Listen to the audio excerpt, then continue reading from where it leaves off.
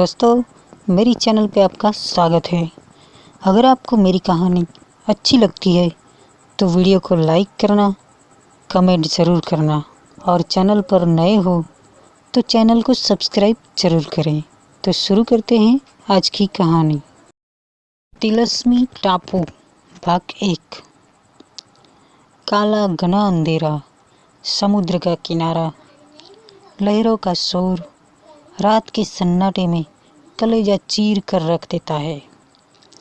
तभी एक छोटी कश्ती किनारे पर आकर रुकती है। उसमें से एक शख्स फटेहाल बदहवास सा नीचे उतरता है। समुद्र की गीली रेत में उसके पैर धंसे जा रहे हैं। उसके पैरों में जूते भी नहीं है। लड़खड़ाते से कदम। उसकी हालत देखकर लगता है कि शायद कई दिनों से उसने कुछ भी नहीं खाया है। उसके कपड़े भी कई जगह से बहुत ही जर्जर हालत में है। उसे दूर से ही एक रोशनी दिखाई देती है और आशा भी बन जाती है कि यहाँ कोई ना कोई तो मिलेगा ही। वो धीरे धीरे उस रोशनी वाली दिशा की ओर बढ़ने लगता है। आकाश में तारे भी इक्का दुक्का ही नजर आ रहे हैं और चांद भी बादलों में कभी छुपता है तो कभी निकलता है। वो शख्स बस उस रोशनी की ओर बढ़ा चला जा रहा है। कुछ टीलों को पार करके वो आगे बढ़ा, बस अपनी धुन में बेखबर। उसे तो बस उस रोशनी तक पहुंचना है। इधर जंगल की ओर झिंगुरों की झाएं झाएं और उधर समुद्र में उठ रही लहरों का शोर।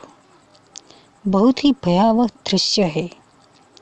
तभी उसने देखा उस रोशनी की ओर अंदर जंगल की तरफ एक पतली सी पगडंडी जा रही है जो अगल बगल घनी झाड़ियों से ढकी हुई है।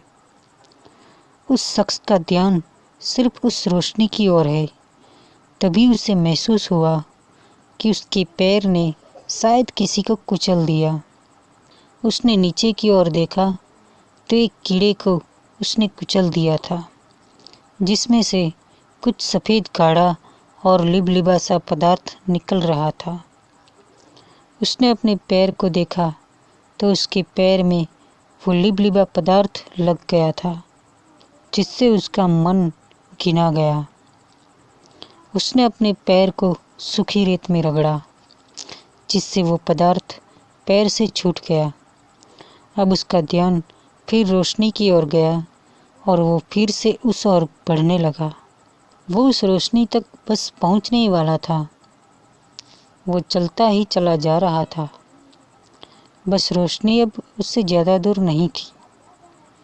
उसे अब एक घर दिखाई दे रहा था और वो रोशनी उस घर के आगे लगे लैंप पोस्ट में जल रही मोटी सी मोमबत्ती की थी। अब उसके दिल को कुछ राहत थी कि चलो ठहरने के लिए एक छत तो मिली। इतना सोचते सोचते वो घर तक जा पहुंचा। इसने डरते डरते दरवाजे को खटखटाया, साथ में पूछा भी कि कोई है। तभी किसी ने दरवाज़ा खोला। वह देखते ही चौंक पड़ा। एक बूढ़ी बदसूरत सी बुढ़िया दरवाजे पर खड़ी थी। घबराओ नहीं, कौन हो तुम? बुढ़िया ने पूछा। मैं एक व्यापारी हूँ, मेरा नाम मानिक चंद है। जहाज से सफ़र कर रहा था। कम से कम 1 साल से बाहर हो व्यापार के सिलसिले में। 15 सालों से मेरा जीवन जहाज पर ही व्यतीत हो रहा है। एक दिन समुद्र में बहुत बड़ा तूफान आया। पूरा जहाज डूब गया। लेकिन पता नहीं मुझे कहाँ से एक छोटी कश्ती मिल गई और मैं उस पर सवार हो गया। 2 दिन से ऐसे ही समुद्र की लहरों के साथ थपेड़े खा रहा हूँ। 2-3 दिन का भूखा प्यासा हूँ।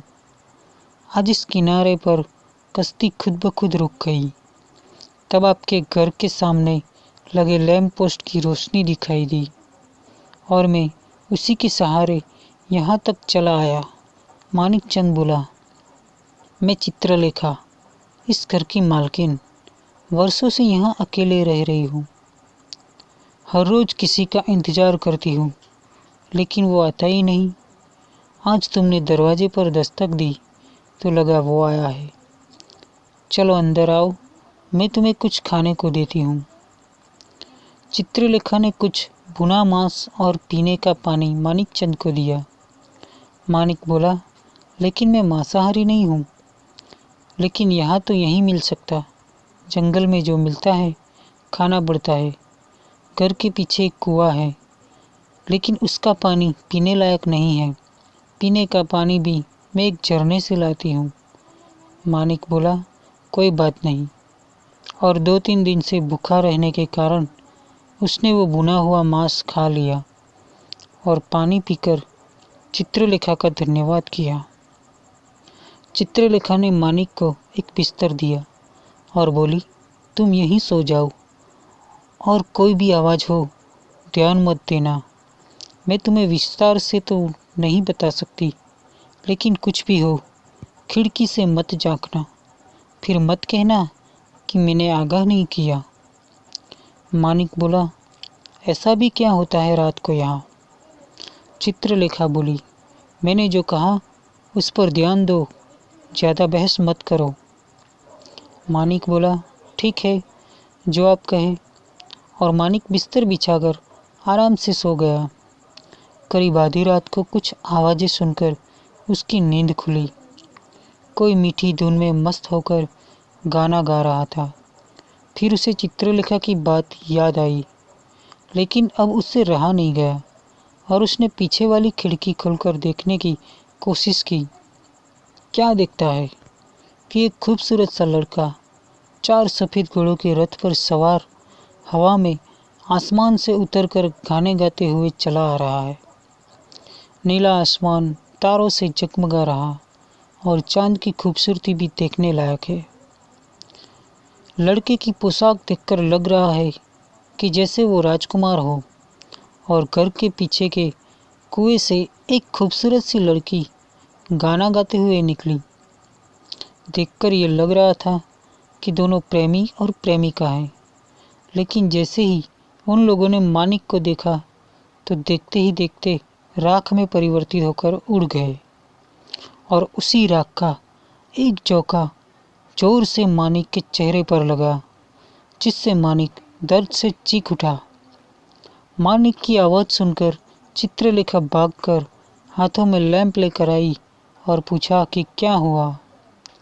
मानिक फर्श पर मुंह के बल पड़ा था।